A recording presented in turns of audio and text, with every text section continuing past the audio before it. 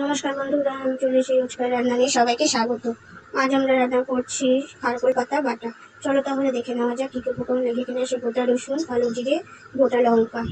খারকোল পাতাগুলো কেটে ধুয়ে নিয়েছি, দেখতেই পাচ্ছ। ভালো করে ধুয়ে নিতে হবে। কড়াইতে তেল দিয়ে দিয়েছি, তেলটা গরম হয়ে গেলে রসুন লঙ্কাগুলো দিয়ে দিলাম, কালো জিরাও দিয়ে দিয়েছি। এবার এটা ভাজা ভাজা করে দেব।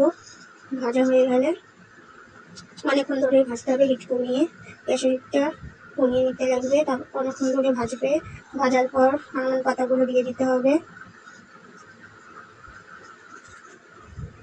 পাতাগুলো দিয়ে আবারও ভাজা ভাজা করে নিতে হবে। খুব দুর্দান্ত একটা স্বাদের রেসিপি, খুব ভালো লাগে এটা খেতে।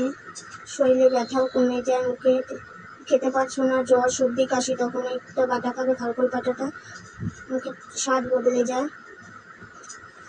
ভালো করে নেড়ে চেড়ে নিচ্ছি, যতক্ষণ না ভাজা হবে ততক্ষণ নেড়ে চেড়ে নিতে হবে।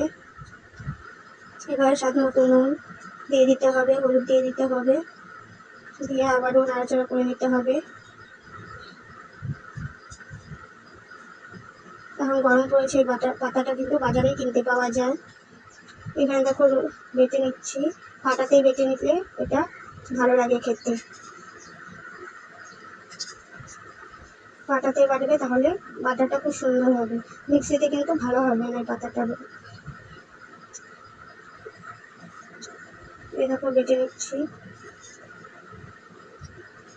বাটা হয়ে গেলে নুন দিতে হবে স্বাদ মতো, কাঁচা তেল দিয়ে দিতে লাগবে, দিয়ে ভালো করে মেখে নিতে হবে। আমার বাটাটা হয়ে গেছে। তো কেমন লাগলো অবশ্যই জানাবে, তোমরা বাড়িতে বানিয়ে খেতে পারো।